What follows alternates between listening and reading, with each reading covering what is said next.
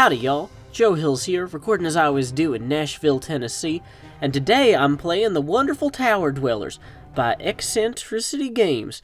You can check out their little credits and whatnot by clicking the credits button, but what I want to give them the most credit for is when I asked permission to play this game on YouTube, they sent me the cutest picture ever, which I'm totally going to throw up here on the screen. These guys are clearly awesome. They have a great sense of humor. I was going to say they have a great sense of Hubert, because Hubert Bibrowski is their producer. But also thank you to Pyotr, Jacob, Mikhail, and Jaroslaw, as well as Alan, the voice actor, for letting me play your game. I'm really excited. I made some progress. I wasn't sure how I was going to do this Let's Play exactly, but I realized the best format is actually going to be to just, rather than playing sequentially through the game and going through the tutorial, just kind of showcasing kind of what's cool about the game. Like, okay, for example, there's this overview of the world here, this world map, if you will. Now, these enemy monster terrible things have taken over, and we're trying to reclaim it. And I've made a little bit of progress reclaiming it. Little areas with the stars are ones that I've claimed, where the flag is colored in. That's good. Now, some of these I've done really well, like Smithsville, which is the starting area. I've earned all 5 stars. And others I've earned 1, like Cluck Canyon. Now, each area has different layout, has different artwork, very beautiful, very fun. But one thing that they also have that's interesting is, as you earn stars, you can earn upgrades that you unlock as you capture the different areas. So if we go to the unlock screen here, we can see that I've purchased a whole bunch of upgrades, things that make things cheaper, make me punch harder, whatever. That's cool because even just getting 1 star on an area can really help you out as you try and move forward. But that's enough of that. Let's just go in there and start breaking some faces. What's the name of this area? Dune Dune. Dune Dune Dune! Well, I'm a big fan of Frank Herbert, so I'm already intrigued. Let's see what the text here says. As you reach the desert's end, the path begins to wind. Those who conquer this land will greatly broaden their mind. The bearded and fellows insist we take this one next. Now, the reason it says that is because this area, if we beat it, gives you a bunch of magical advantages. And I would love to have magical advantages. Those sound wonderful. So, we can just go ahead and start the battle. Got a little loading thing here. Not to nitpick, but I might move the D-I-N-G ellipsis over maybe 1 pixel, maybe slightly shift the D up. I'm a graphic designer by trade. I'm not going to be really nitpicky throughout the whole thing. But anyway, so as you can see, we got our map here. These little stone areas are places that we can build towers. And the places that have little rocks are places that we build like tower power-ups, or tower-ups, if you will. So let's say that we want to put in a tower right here. So those little rock things have become 3 little wood piles, which we can then upgrade into various things, like an alchemist shop. So now we got this little guy here with 40 health and some magic power. But let's say that we've turned this into a archery shop over here. Well, now he's a magical archer who does some magic damage, some normal archery damage, but he's got 180 hearts. Now, if I build another tower over here, we get this dude deployed who is just a pure archer, because he's only touching the 1 archery shop. If we build another tower here, we get a guy who's just a pure mage. So you can kind of mix and match things to get all sorts of different stuff. If we wanted a true Renaissance man, we could put the sword thing here, which is a blacksmith shop, on this guy. And he would have all 3. And that actually gives him this cool little pet that'll, like, run around and he can hit things with. And that's fun. Now I can decide where to send the little dude that gets deployed. And what that allows me to do is to kind of have him forward or on the path if he's like a fighter guy, or off the path if he's an archer or something. Could possibly even move him forward and then wrap him back around once we start. But you know what? It looks like it's actually time to bring out the monsters. So we can click to unleash the beasts. Now, different monsters have different abilities. Some of them have, like, beaks. In fact, all 3 of the ones that you've seen so far have beaks. And, of course, I built all my stuff kind of far back, so we're not really getting a huge amount of pushback here. Let's send a pitchfork guy out here. This pitchfork guy will slow down the non-flying monsters, while the other ones, while my other cool fellas shoot at everything. So this guy's just over here getting beat But let's see, I can actually heal him using these little gems in the lower left corner. So these spells actually give you a good amount of interactivity as you play. It's not like a normal tower defense game where you can kind of fire and forget. You really have to keep a keen eye on what's going on. You have to move your guys around, so like, you know, you might want to have him up here and then move him down further. You got to heal people, you got to shoot people with magic. It's pretty intense, but I like it. A lot of the economics of the game has to do with creating effective chains of towers, which is important because, like, you'll notice the first tower I built was actually connected to 3 stone piles.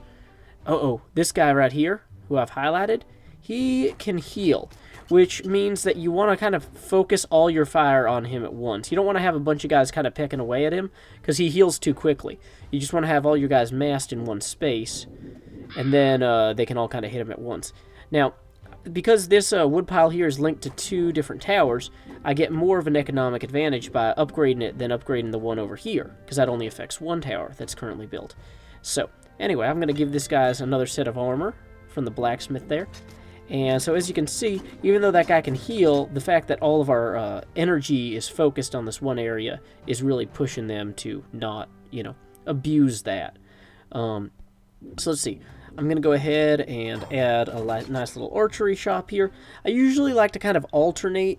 I have some guys on the path who are going to be the more traditional warrior fellas, and then guys on another side of the path that are going to be all ranged. So these guys with the swords and the armor, they stand in the middle, they slow everybody down. Gonna buff them one more time. So as you can see, they've got even more intense armor now. And let's see here. The next logical place to increase or to improve a tower is going to be adjacent to our already created archer shop here, or carpenter they call it in the game. You know, I'm one of those people, I like making up my own words or using whatever words I think is best.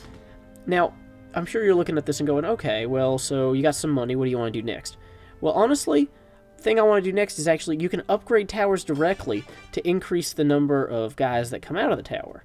So now I've got 2 of these little mages here with their awesome fireball and everything like that. That's fun. I like that. Let's see what else I can do. I can go ahead and make these archers here higher caliber archers. Where is this archer? Oh, he's flagged right there. So anyway, he's slightly more powerful now than he was. And once I get another $140, I can upgrade him again. Or I can go ahead and actually just pop that guy out there and get another cent. Not another cent. Another sentry. Another guardian against the darkness. Now, these parrot guys here obviously represent the avian nature of, you know, darkness. Because when you think like Baba Black something have you any wool, obviously the darkest possible thing is Black Bird, you know. And so these birds here represent darkness. Now, of course, they're starting to get a little bit rougher because I'm not spending money like I should be, and I'm not using spells like I should be. So let's go ahead and I can also use this slow people down spell to keep them in my like area of targeting. Like, this is kind of our kill zone right here in the middle. I'm kind of just letting them come through around the other side. Now, later on, I might actually do more up north because we just need to keep the guys at bay. But for the time being, it's not too bad. So I can actually upgrade this guy since he's already here. And let's send him down here as kind of a backstop against whatever evil might yet come for us. And let's see. We can even increase the power of my archers once more. And so now I should have a super cool Robin Hood looking fella down here who's just got super awesome archery power. And archers are the only guys that can shoot the flying creatures. So that's important to have those. And go ahead and improve him as well. Oh, what are you doing all the way back there on the path? Let's move you forward. So it's always important to keep your ranged guys off the street and keep your other guys on the street so they can sufficiently slow your enemies. Uh-oh, that looks interesting up there. Can that guy actually, like, jump off? You know what? I don't know if I want to find out. Oh, well, I found out. He can jump off. But either way, we can just kind of throw a lot of magical power at this. I'm playing fairly optimally at this point because I've put a few hours into this and I've gotten a good sense of what it takes to lose. And believe me, I'm good at losing at this. But okay, so send him out here. Go ahead and create another guy. So, at this point, we've got a fairly... Oh, let's go ahead. You always want to improve the places that have the most flags first, because the flags represent the number of connected workshops. So, like, we've already upgraded that once, we've already upgraded that once. Now it becomes 340, or actually 400 if you don't get the, like, money upgrades from earlier, which I was keen enough to unlock. Now, different areas have different kind of themed enemies. There don't seem to be that much... Oh, okay, we're starting to get more varieties of enemies now that we're further into the round. But, yeah. Like, some of them will have, like, skull guys. They're all cool looking. The artwork in this game is really neat, which I enjoy. So, my plan is to play through this entire level and just kind of highlight and showcase things for you. And then what we're going to do after that is I'm going to heal these guys first, because, wow, I really need to. Oh, I should probably, now that I've got some more money, let's go ahead create another one of these dudes, because they're awesome. Let's create another one of these dudes, because they're awesome.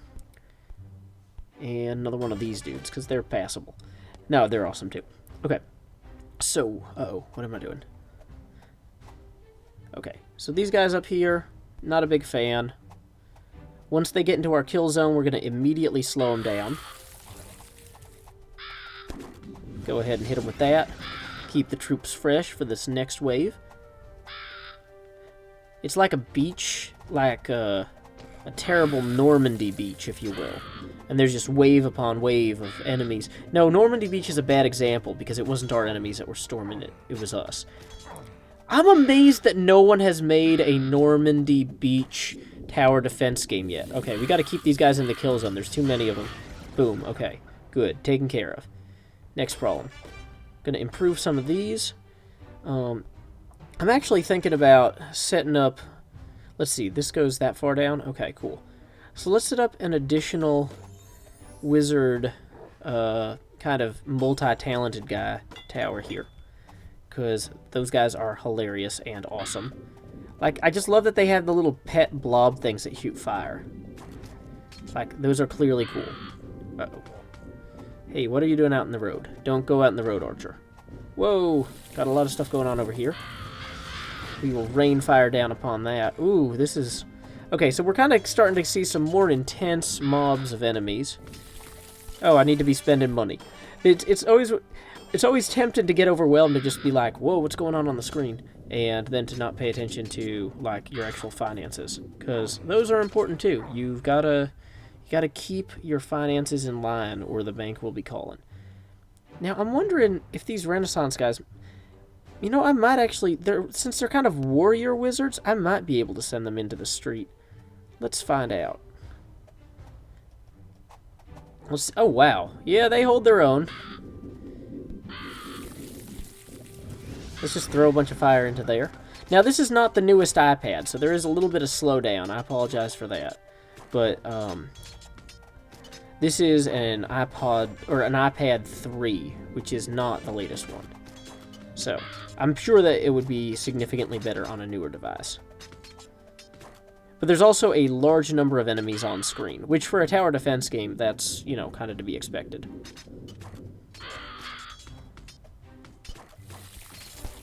And so we will just wipe these guys out, and we are ready now to begin the final wave.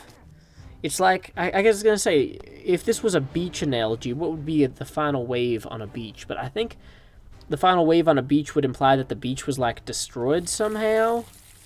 And that would be terrible, because beaches are something that we try to protect, like, because they're an ecosystem. And we would like to... Oh, hey, new enemy. The winged leader that can't even fly. This should be easy. Uh-oh. The winged leader that can't even fly, this should be easy. Well, the problem is, once you start getting into these bosses here, you actually need to throw everything you can at them from the beginning. So we're going to send all of our dudes over here, and we're going to just start nuking this guy from space with our chicken bombs, healing those guys. He is actually taking a bit of a beating, but everything is going fairly well. Whoa. Let's see. Will we be able to heal them before they... No. Okay. Well, we wiped out the rest of the wave, so now we just need to take out this boss. Awesome. So, oh, well, we won on easy mode. I forgot that I was going to say it to normal. That explains why that was so easy. I was like, man, I'm really good at this. But anyway, so now that I've got those 3 extra stars, I can go ahead and invest them in some sort of upgrade like Fairy Dust to increase the damage of Alchemist-supported units. Done. You know what, now that I think about it, that slowdown also might be caused because I'm recording this, and the iPad wouldn't normally... You wouldn't normally be recording a game while you're playing. Like, I'm just weird. So, yeah. Anyway, so if I click on the encyclopedia... Farmers, men of perfect physique. I can take different elements from the encyclopedia. Fella, fights in the name of honor. Let's turn off the sound. Okay. And the ladies. Okay, it's off. I can put different dudes over here from this side of the encyclopedia, and I can put dudes from this side of the encyclopedia. So if I wanted to see, like, oh, how would this strategy work? I can just kind of throw stuff together. Now, the game also has, like, a cool storybook thing with a bunch of different, like, pages, I guess you would say, that tell the story of the world and, like, what happened. It's all beautifully illustrated. I'm going to say save that for buying the game. I'm not going to show you that, but if you pick it up, I think you'd like it.